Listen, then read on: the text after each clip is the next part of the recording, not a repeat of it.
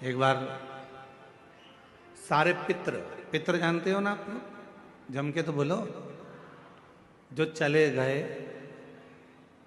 प्राण छूट गए, जो चले गए, वो पितरों की गिनती में आ गए। गर्भ में अगर कोई बच्चा मर गया, गर्भ से बाहर निकल कर मर गया, तो वो आहूतों की गिनती में आ गया, जो कुंवारी अवस्था में मर गया, कुंवारी अवस्था में चले गए। तो पितर, आहूत, ये सब भगवान देवाधिदेव महादेव के पास आ गए और भगवान शिव जी के पास आकर खड़े हो गए। शास्त्र कहता है कि 1000 वर्ष निकल गया, पितर और आहूत भगवान शंकर की सम्मुख में खड़े होकर केवल दर्शन करते रहे। उन्होंने ना कोई मंत्र जपा, ना कोई साधना करी, ना कोई व्रत करा, ना कोई उपास करा, केवल शिव को एक टकी निहारते रहे, केवल बाबा का दर्शन करते रहे, केवल दर्शन। कितना फल है दर्शन का, जरा देखिएगा। 1000 वर्ष तक पितर, आहूत, ये सब शिव जी का दर्शन कर रहे हैं। 1000 वर्ष बोले कुछ नहीं है, ना मंत्र बोला, ना तप करा, ना साधना करी, केवल भगवान का दर्शन किया, खड़े रहे बस भगवान के इंतजार में। भगवान के नेत्र खुलेंगे, बाबा हमको देखेंगे, देखेंगे तब हमें वर देंगे। शिव जी 1000 वर्ष की समाधि में लीन थे और बाबा देवाधिदेव महादेव जब 1000 वर्ष की समाधि में लीन थे, नेत्र खुले नहीं थे। आज बाबा ने 1000 वर्ष की समाधि से अपने नेत्र को खोला और 1000 वर्ष के समाधि पर जैसे ही बाबा के नेत्र खुले तो सबसे पहले पितर और आहूत पर भगवान की दृष्टि गई। भोलेनाथ जी का निगाह गया, बाबा ने देखा। शिव जी ने पितरों को बुलाया, आहूतों को बुलाया और बुलाकर पूछा, क्यों भाई, क्या बात है, तुम यहां खड़े हो, क्या बात है? बस देवाधिदेव महादेव बाबा पूछने ही वाले थे, इतनी देर में नंदी दौड़कर आ गया और नंदी दौड़कर आया और आते से ही भगवान भोलेनाथ जी से बोला, प्रभु आपने तो इनको अब देखा है, जितने समय से आप तप कर रहे हो उतने समय से ये बाहर खड़े होकर आपका दर्शन कर रहे हैं, इंतजार कर रहे हैं। नेत्र खुलेंगे, बाबा हमें वर देंगे, नेत्र खुलेंगे, बाबा हमें वर देंगे। 1000 वर्ष इन पितरों को हो गया, 1000 वर्ष इन आहूतों को हो गया, आपका दर्शन कर रहे हैं प्रभु, आप इन्हें वर दे दीजिए। शिव जी ने पितरों से पूछा, तुम क्या चाहते हो, तुम्हें चाहिए क्या? आहूतों से पूछा, तुम्हें क्या चाहिए, तुम बोलो। पितर और आहूत दोनों एक ही बात बोले, प्रभु संसार के लोग श्राद्ध पक्ष में हमको जल देंगे। संसार के लोग जब श्राद्ध आएगा, 16 श्राद्ध 16 दिन के आएंगे, तब ब्राह्मण को भोजन कराएंगे, पिंडदान करेंगे, तर्पण करेंगे, श्राद्ध करेंगे, तर्पण में जल देंगे, तब हमको जल प्राप्त होगा, तब हमको भोजन प्राप्त होगा, तब तक हम भूखे रहेंगे। इसलिए प्रभु एक कृपा कर दो कि ऐसी कोई व्यवस्था कर दो कि घर के लोग, परिवार के लोग, कुटुंब के लोग, कोई भी प्रतिदिन या हफ्ते में एक बार कैसे भी उनके माध्यम से हमें जल प्राप्त हो जाए और हम तृप्त हो जाएं। भगवान देवाधिदेव महादेव ने वर दे दिया पितरों को, आहूतों को। क्यों चिंता करते हो? जब संसार का मनुष्य मेरे शिवलिंग पर जल चढ़ाएगा, वो जल बहकर जब नीचे की ओर आएगा और अशोक सुंदरी से स्पर्श कर कर आगे बढ़ेगा, उसी समय पर आपको वो जल प्राप्त हो जाएगा और सारे पितर और आहूत तृप्त होते चले जाएंगे। वो जल आपको वहां प्राप्त होगा। अब कई लोग कहते हैं गुरुजी हमारे यहाँ पितृदोष हो गया,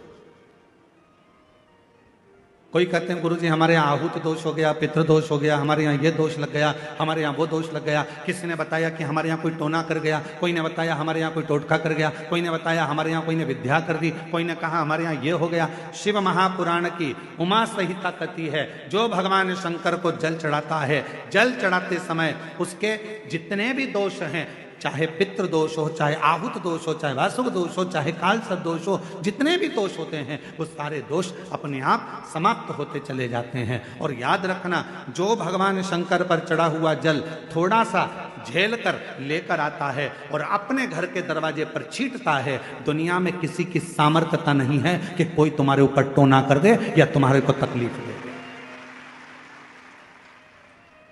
किसी की सामर्थ्यता नहीं।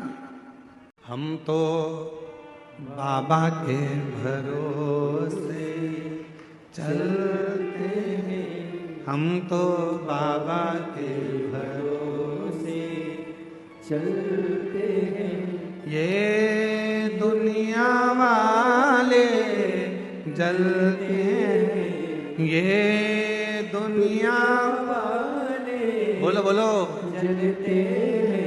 हम तो बाबा के भरोसे चलते हैं, डमरू वाले के भरोसे चलते हैं, काशी वाले के भरोसे चलते हैं, सीहोर वाले के भरोसे चलते हैं, देवघर वाले के भरोसे चलते हैं, डमरू वाले के भरोसे चलते हैं। हम उस पर आश्रित होकर चलें।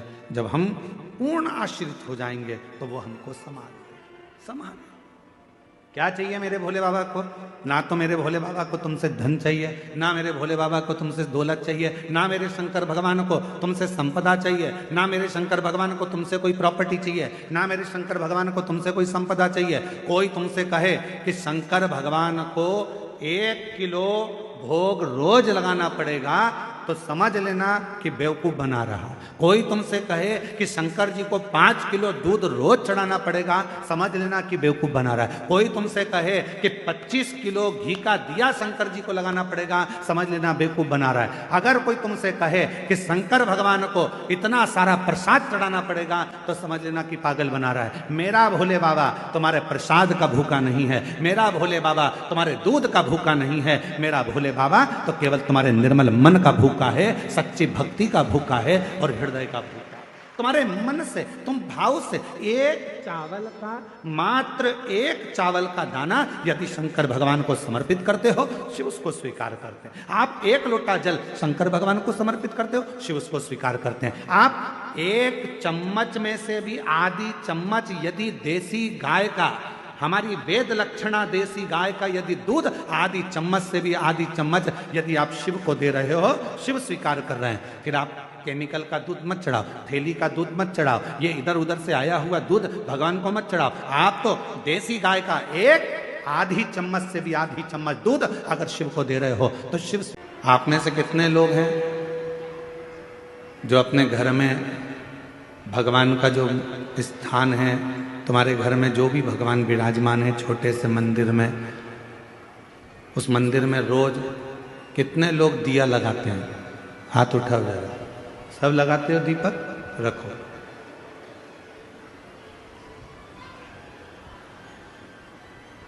दीपक लगाने का मतलब क्या है? क्यों हम भगवान के मंदिर में दीप प्रज्वलित करते हैं? क्यों हम भगवान के मंदिर में दीप लगाते हैं? उसका कारण केवल एक होता है कि तेरी ज्योति और मुझ में जो तूने ज्योति दी है, वो दोनों ज्योति का मिलन तेरे सम्मुख में हो जाए। जब मैं ये ज्योति प्रकट करूं तो हे मेरे भोलेनाथ, हे मेरी माँ जगत जननी दुर्गा भवानी, हे मेरे कृष्ण कन्हैया, हे मेरे राम, हे मेरे बुढ़ादेव, ऐसी कृपा करना कि तुम्हारे भीतर की जो ज्योति है इस मेरी आत्म ज्योति का कल्याण करे और मुझे संसार से आनंद कराकर मुक्त करे। दीप लगाना, दीप प्रकट करना, ज्योति जलाना, ज्योत जलाना या दिया लगाना, ये हमको एक अलग से ऊर्जा देता है, ऊर्जा देता है। एक बार हमने कथा में कहा था, आप लोगों को याद है कि नहीं वो पता नहीं, और मुझे विश्वास है कि कुछ लोगों को तो याद होगा। एक बार हमने कथा में कहा था कि तुम्हारे घर में जो पुराना दीपक होता है वो बहुत काम का होता है। जो पुराना दीप होता है, 50 तरह के दिए मत बदलो। तुम्हारे घर में जो दीपक है 2 दिए, 4 दिए, 6 दिए ऐसे रख लो जिन दिए में आप बत्ती लगाते रहें। कभी इस दिए को अपने साफ करने रख दिया, मांझने रख दिया, घसने रख दिया, तो दूसरे दिए में बत्ती लगा दो, दूसरा मांझने गया तो तीसरे में लगा। उस दीपक में इतना बल हो जाता है, क्यों? क्योंकि वो भगवान के सामने रोज प्रज्वलित होता है, रोज वो दीपक में बाती जलती है, रोज वो दीप लगता है, तो उस दीपक में इतना बल आ जाता है कि तुम्हारी जिंदगी के आधे दुख तो वो दीपक ही हर लेता है, वो दीप की ज्योति ही समाप्त कर देती है।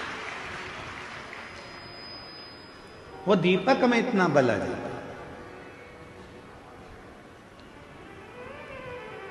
हमने कई बार अपनी कथाओं में भी कहा, कोई दीपक अगर भगवान को आप रोज लगा रहे हो, रोज लगा रहे हो, रोज लगा रहे हो, और तुम्हारे घर में कोई बहुत बीमार भी व्यक्ति है और दीपक आप उसको मांझने में लेकर जा रहे हो, तो उसको एक अच्छे पानी में थोड़ा सा डाल दो, उसका पानी अलग रख लो, फिर भले आप दीपक को मांझो, मना नहीं है, साफ करो, मना नहीं है। और जो वो पानी है, उस पानी को जब वो बीमार व्यक्ति स्नान करे तो उसकी बाल्टी में उस पानी को डाल दो, जिससे वो उस पानी से जब स्नान करेगा तो उसका आधे से ज्यादा रोग तो उसी समय समाप्त हो। डॉक्टर को इलाज करवाओ, डॉक्टर को दिखाओ, क्योंकि डॉक्टर शिव का एक रूप रहता है। हॉस्पिटल जाओ, डॉक्टर शंकर का एक रूप है, उसको दिखाओ, मना नहीं, पर साथ में उस दीप में इतना बल हो जाता है। यहां तक हमारा सनातन धर्म कहता है कि जिस आसन पर बैठकर आप और हम लोग भजन करते हैं अपने घर के अंदर, आपने देखा होगा एक आसन लगाती हैं माताएं, जप करती है, पाठ करती है, आराधना करती है, साधना करती है, उस आसन में भी उतना बल आ जाता है, उस आसन में भी उतनी शक्ति आ जाती है। हम जिस माला से जप करते हैं, आप जिस माला से जप करती है, उस माला में भी शक्ति आ जाती है।